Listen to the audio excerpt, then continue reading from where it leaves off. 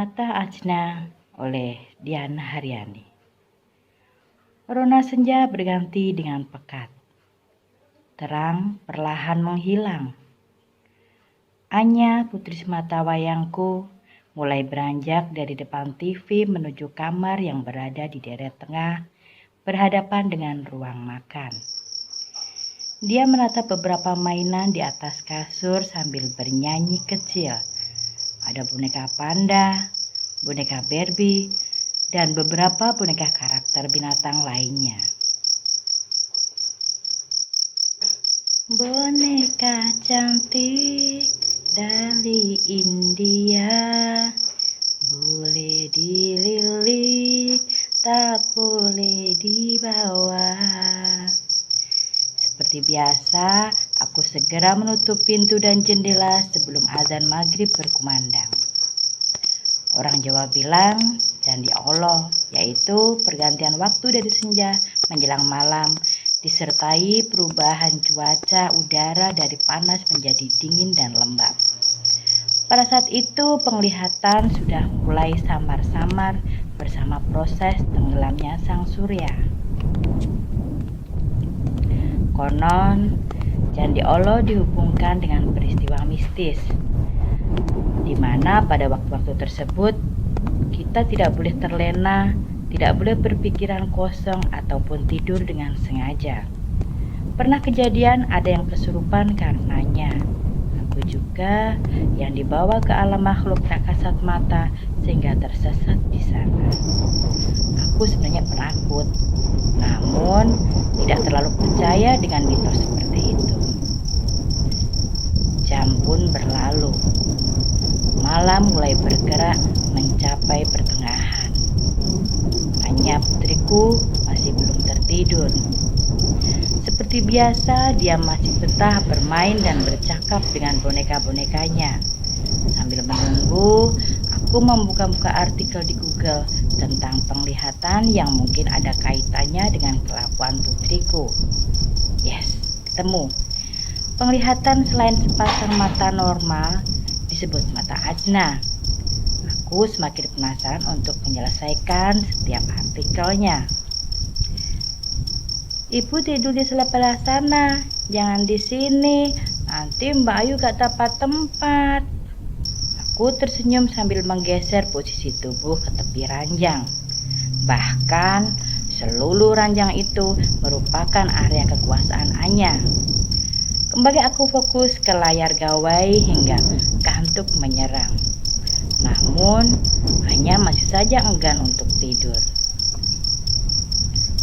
Sayang, kita bobo yuk. Bunda udah ngantuk nih. Ayo bobo, Anya udah ngantuk. Besok main lagi ya. Anya malah balik bertanya pada boneka yang berjajar rapi di hadapan. Namun seketika itu wajahnya cemberut. Bunda ngantuk sayang.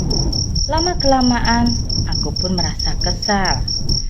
Aku meraih semua boneka di ranjang lalu memasukkan dalam kotak khusus, menyudahi permainan yang sungguh membuat emosiku tak tertahankan. Namun seketika itu hanya menangis histeris. Ia mengamuk, membuang bantal guling dan segala yang ada di ranjang sambil menyebut bahwa aku ini jahat. Sejujurnya aku tak pernah mengajarkan hal itu. Entahlah, mungkin Anya terlalu marah ketika aku memaksa untuk berhenti bermain. Bagaimana tidak? Jam di dinding sudah menunjukkan pukul 12:15. Peristiwa malam itu bukanlah yang pertama, namun sudah sering kali terjadi. Anya menjadi marah dan berani melawan jika aku memaksanya untuk istirahat. Peristiwa malam itu bukanlah yang pertama, namun seringkali terjadi. Anya menjadi marah dan berani melawan jika aku memaksanya untuk istirahat. Hal ini semakin lama semakin mengganggu benakku. Bagaimana tidak? Anakku selalu menceritakan teman bermainnya yang bernama Mbak Ayu. Pengakuan yang awalnya kuanggap sebuah imajinasi saja itu ternyata berlanjut dan semakin parah. Anya semakin betah di kamar dan bercakap-cakap dengan temannya itu. Ada apa dengan dia? Semakin hari, aku semakin sering uring-uringan mendengarkan cerita Anya tentang Mbak Ayu. Semua karena Mbak Ayu. Bahkan, dia makin berani melawan jika ditegur. Aku akhirnya merasa harus membahas secara serius permasalahan ini dengan suami. Suatu senja, aku mendengar Anya cekikikan sendiri di dalam kamar. Semakin lama, semakin hebat dia tertawa. Aku segera beranjak meninggalkan tumpukan piring di wastafel untuk melihat apa yang sedang terjadi. Anya, kamu ngetawain apa? Mbaknya lucu, Bunda. Seringkali bocah itu tertawa hingga sepasang matanya berkaca-kaca. Aku pun tak tahu apa penyebabnya. Anya, dengerin Bunda. Mbak Ayu lagi ya? Bunda gak suka sama Mbak Ayu. Kamu gak boleh bermain dengannya lagi. Goyang-goyangkan tangan Anya dengan kasar. Anya terdiam. Dia menatap ke arahku sambil berceloteh tentang sosok selain Mbak Ayu. Dia bilang, kali ini sosok perempuan yang lebih besar dari Mbak Ayu. Kedua bola mata perempuan itu lepas dari kelopak dan jatuh di lantai disertai jajaran darah. Tapi sosok itu mengambil dan memasangkan kembali pada bola mata tersebut, lalu jatuh lagi ke lantai, memasangkan lagi dalam kelopak mata, dan itu terjadi berulang kali. Anya justru tertawa dan menganggap itu hal yang lucu. Tubuhku pun gemetar hebat. Bulu sekujur tubuhku pun meremang. Dengan tergesa aku menggendong Anya yang masih terus tertawa itu keluar dari kamar. Aku sudah mulai muak dengan cerita-cerita Anya yang menurutku bukan lagi hal yang wajar. Sesampainya di ruang tamu, Anya berceloteh lagi bahwa di bawah jemuran ada seorang wanita lebih besar lagi dengan rambut terurai menutup wajahnya. Matanya melotot menatap ke arahku melalui kaca jendela. Wanita itu seakan marah kepadaku. Aku pun buru-buru menutup tirai jendela, memastikan Anya tidak bisa melihat lagi seiring lelehan air mata ini. Anya terus bercerita tentang wanita itu, wanita yang ada di depan rumah. Aku merasa benar-benar ketakutan.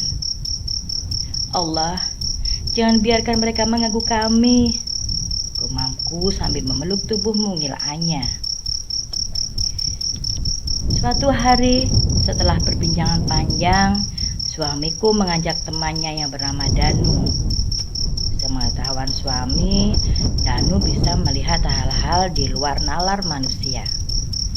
Ia memiliki kelebihan itu sejak kecil dan mendapat pengarahan dengan benar dari seorang guru.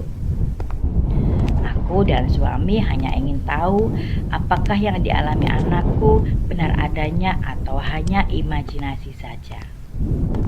Sore itu, Danu menjelaskan bahwa mata ajna Anya telah terbuka. Melalui mata ajna, bocah 4 tahun itu bisa melihat hal-hal yang tidak bisa dilihat oleh mata biasa.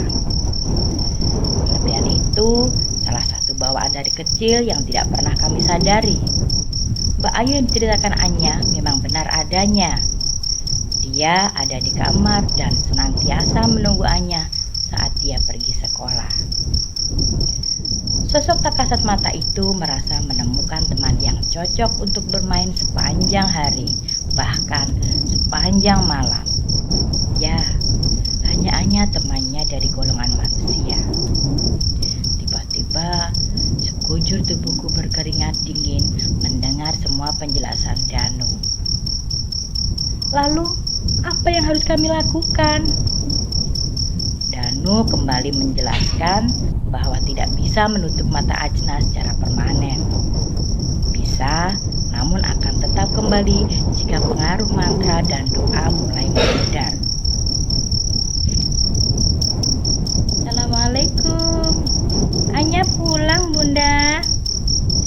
Tiba-tiba bidadari kecilku duduk di antara kami bertiga. Rupanya dia sedang penasaran apa yang sedang kami perbincangkan. Cah cantik sini, tahu nggak di depan itu ada apa?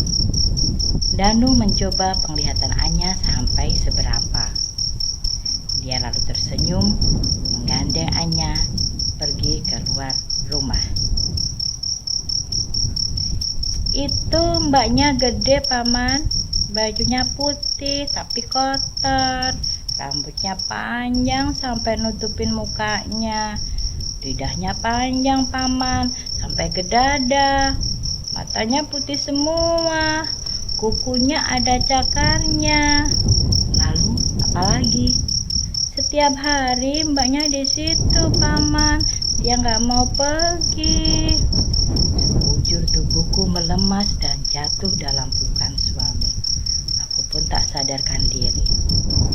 Mendengar semua penjelasan Anya tentang sosok yang setiap hari dilihatnya. Berdasarkan keterangan Danu, memang sekitar rumahku ada kerajaan makhluk gaib. Bahkan mereka lebih dahulu menempati area tersebut sebelum kami datang. Tidak mungkin rasanya untuk mengusir mereka.